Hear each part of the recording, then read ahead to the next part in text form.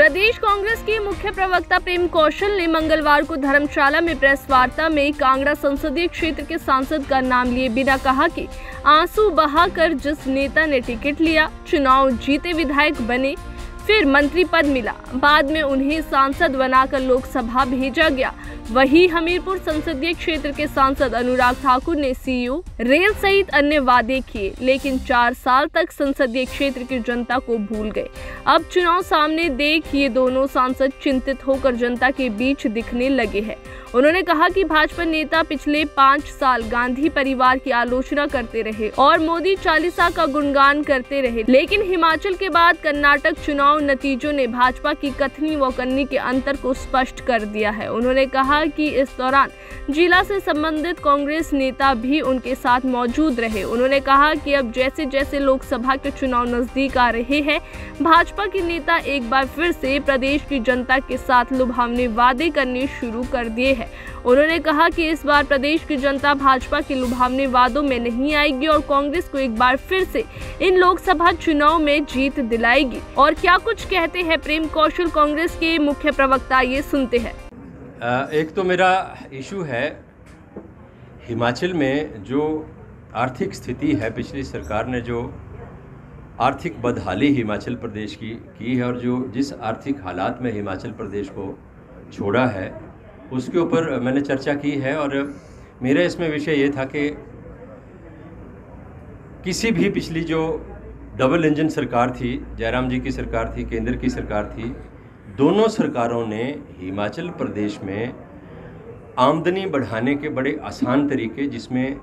Petrol के ऊपर tax लगा दो, डीजल के ऊपर टैक्स बढ़ा दो, खाने की चीज़ों के ऊपर टैक्स बढ़ा दो, और कोई ऐसी चीज़ बची नहीं दवाइयों समेत जिसके ऊपर जो है वो टैक्स बढ़ा के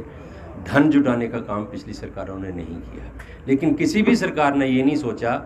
जो पीछे न केंद्र की न प्रदेश की, कि लोगों के ऊपर बोझ डाले बिना हम प्रदेश में जो धन है उसको कैसे जुटा सकते हैं, प्रदेश की आर्थिक स्थिति जो है उसको कैसे मजबूत किया जा सकता है। मुख्यमंत्री ठाकुर सुखविंदर सिंह सुक्खू जी ने सत्ता में आने के बाद कांग्रेस पार्टी की सरकार ने इस विषय के ऊपर विचार किया और वाटर सेस जो हमारे पावर प्रोजेक्ट्स हैं उनके ऊपर लगाने का निर्णय लिया, जिससे लगभग 4000 करोड़ रुपए जो है वो आमदन जो है वो होने की उम्मीद है। लेकिन ये विधानसभा में भी पास हो गया, गवर्नर महोदय ने भी इसके ऊपर मोहर लगा दी, कानून बन गया। लेकिन केंद्र सरकार की तरफ से कुछ चिट्ठियां आ रही हैं जिसमें इसको अनकॉन्स्टिट्यूशनल कहा जा रहा है। तो मेरा प्रश्न ये है कि हिमाचल प्रदेश की जो भारतीय जनता पार्टी है, हिमाचल प्रदेश से जो 3 लोकसभा के सांसद हैं, 3 राज्यसभा के सांसद हैं भारतीय जनता पार्टी से संबंधित, वो वाटर सेस लगाने का जो इशू हिमाचल प्रदेश का है और जिससे हिमाचल प्रदेश को आर्थिक मजबूती प्रदान करने का प्रयास किया जा रहा है, उसके ऊपर इनका क्या स्टैंड है, इनका क्या कहना है कि इसके पक्ष में है या इसके विरोध में है। अगर पक्ष में है तो केंद्र सरकार से जो चिट्ठियां आ रही हैं वहाँ इस मसले को उठाकर प्रदेश हित में वहाँ चर्चा करें, बात करें, और अगर ऐसा नहीं करते हैं तो निश्चित तौर पर ये अंडरस्टूड है कि भारतीय जनता पार्टी के लोग हिमाचल प्रदेश में भी इस मुद्दे के खिलाफ हैं। भाजपा नहीं चाहती कि कांग्रेस के नेतृत्व में हिमाचल प्रदेश की आर्थिक स्थिति जो है वो मजबूत हो। दूसरी बात कि लोकसभा के चुनाव आ रहे हैं, यहाँ से 3 लोकसभा के सांसद हैं, 3 राज्यसभा के सांसद भारतीय जनता पार्टी के हैं। 4 साल पूरे हो गए, साल के अंदर लोकसभा के चुनाव होने जा रहे हैं। तो कांग्रेस पार्टी ये जानना चाहती है कि अब अनुराग ठाकुर जी केंद्र में मंत्री हैं, जेपी नड्डा जो राज्यसभा के सांसद हैं, भारतीय जनता पार्टी के राष्ट्रीय अध्यक्ष हैं, आपके यहाँ से किशन कपूर जी सांसद हैं और एक सांसद इनके शिमला संसदीय क्षेत्र से हैं, सुरेश कश्यप जी शायद। तो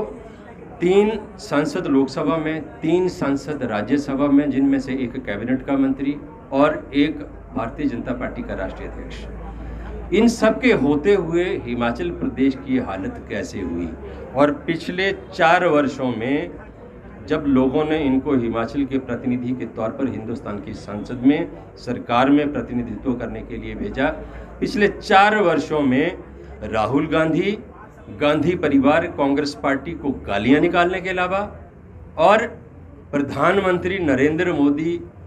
की स्तुति और मोदी चालीसा पढ़ने के अलावा इन 4 वर्षों में हिमाचल प्रदेश के लिए इन लोगों ने क्या किया, उसका जवाब, उसका हिसाब किताब जो है वो हिमाचल की जनता को अब दें, क्योंकि चुनाव आने वाले हैं। अब इनके चेहरे दिखने जो हैं लोगों के बीच शुरू हो गए हैं, मीडिया में इनकी फ़ोटो आनी शुरू हो गई है,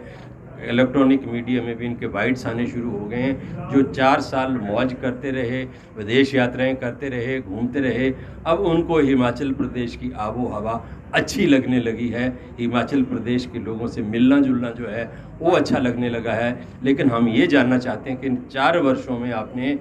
हिमाचल प्रदेश के लिए क्या किया, वो चीज़, उस चीज़ का हिसाब किताब आप हिमाचल प्रदेश के लोगों को दें।